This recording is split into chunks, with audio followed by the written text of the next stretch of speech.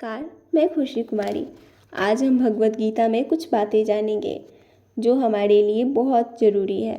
भगवत गीता सिर्फ हमें जीवन जीना ही नहीं सिखाता बल्कि हमारा मृत्यु भी सुधारता है। चलिए आज हम भगवत गीता में कुछ जानेंगे। धर्म की 13 पत्नियां हैं: श्रद्धा, दया, मैत्री, शांति, तुष्टि, पुष्टि, रिया, उन्नति, बुद्धि, मेधा, लज्जा, तितिक्षा और मूर्ति। ये 13 सद्गुण जो जीवन में लाते हैं उनका धर्म सफल होता है। दक्ष प्रजापति की छोटी पुत्री सती का विवाह शिव जी से हुआ, पर दक्ष प्रजापति शिव जी से वैर भाव रखते हैं। दक्ष प्रजापति ने बड़े विष्णु यज्ञ का आयोजन किया है, पर भगवान शंकर के लिए उनके मन में कुभाव है। जो किसी जीव के लिए कुभाव रखता है उसका कभी कल्याण नहीं हो सकता है। तब भगवान शंकर के लिए कुभाव रखने वाले का कल्याण कैसे हो सकता है? दक्ष प्रजापति शिवत्व को नहीं जानते हैं। शिव जी के लिए ये उटपटांग बोलते हैं, उनकी निंदा करते हैं, कहते हैं कि शिव तमोगुणी है, शमशान में रहने वाले हैं। अरे, शंकर भगवान तमोगुणी नहीं है, शिव तो निर्गुण ब्रह्म है। प्रायः शिव जी महाराज समाधि में ही रहते हैं, समाधि से जगते हैं, तब राम कथा एवं कृष्ण कथा करते हैं। कथा पूर्ण होने पर पुनः समाधि में बैठ जाते हैं।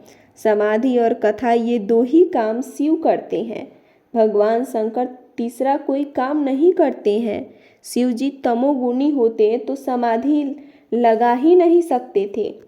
कई लोग ऐसा मानते हैं कि ब्रह्मा जी रजोगुणी हैं, विष्णु भगवान सत्वगुणी है और शिव तमोगुणी है। भगवान शंकर को तमोगुणी समझने वाले अज्ञानी हैं। शिव जी के मस्तक पर गंगा जी हैं। शिव जी शुद्ध सत्वमय हैं, आनंदमय हैं।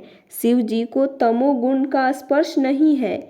ये सभी देव गुणों को नियंत्रण में रख कर लीला करते हैं। ब्रह्मा जी जब जगत को उत्पन्न करते हैं तब रजोगुण को स्वीकार करते हैं, पर अभी ब्रह्मा जी रजोगुणी नहीं है, अभी वे शुद्ध सत्वगुणी में हैं। ब्रह्मा जी नारायण का ध्यान करते हैं। सृष्टि के प्रारंभ में ब्रह्मा जी रजोगुण को स्वीकार करते हैं। प्रलय काल में भगवान शंकर जब जगत का विनाश करते हैं तब तमोगुण को स्वीकार करते हैं। कई लोग भगवान विष्णु को मात्र सत्वगुणी मानते हैं। अरे, विष्णु भगवान भी हिरण्याक्ष को मारते ही हैं, तब वे क्रोधित होते ही हैं। विष्णु भगवान मात्र सत्वगुणी ही होते तो क्या क्रोधित होते? जब देव लीला करते हैं तब एक एक गुण को नियंत्रण में रखते हैं, वे किसी गुण के अधीन नहीं होते हैं। यह जीव एक एक गुण के अधीन हो जाता है। अभी कथा में आप सब सत्व गुण में हैं, भगवान के समान ही आप हैं। अभी आप में सत्व गुण है, पर कथा पूर्ण होने के बाद सत्व गुण रहेगा कि नहीं, यह शंकास्पद है। जैसे ही कथा समाप्त होती है सभी को घर याद आता है कि मुझे जल्दी घर पहुंचना है। कथा पूर्ण होने के बाद सत्वगुण नहीं रहता, रजोगुण आ जाता है। मन चंचल हो जाता है। कथा से घर जाने के लिए तैयार हुए कि देखा कि जूते कोई ले गया है। आप तुरंत रजोगुण से तमोगुण में आ जाते हैं। यह जीव एक एक गुण के अधीन है। देव एक एक गुण को नियंत्रण में रखते हैं। दक्ष प्रजापति अज्ञानी है, वे समझ रहे हैं कि शिव तमोगुणी है।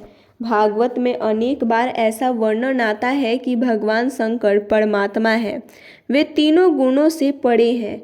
ब्रह्म स्वरूप है, आनंदमय है। शिव स्वरूप को प्रजापति दक्ष नहीं जान पाते हैं, वे उटपटांग बोलते हैं। बड़ा विष्णु यज्ञ किया है और भगवान शंकर की पूजा नहीं कर रहे हैं। कई लोग अनन्य भक्ति का ऐसा अर्थ करते हैं कि एक ही देव को मानना और अन्य देवों को नहीं मानना ही अनन्य भक्ति है। हमारे शास्त्रों में ऐसा लिखा है कि जब तक देह की शुद्ध बुद्ध है तब तक सभी को मानिए, किसी का अनादर न करिए। आप भगवान की सेवा व स्मरण में जब देह को होश खो देते हैं तब किसी को मानने की जरूरत नहीं है। इससे आगे हम दूसरे एपिसोड में जानेंगे। तब तक आप लोग मेरे चैनल को सब्सक्राइब, लाइक और शेयर और कमेंट अवश्य करें। राधे राधे।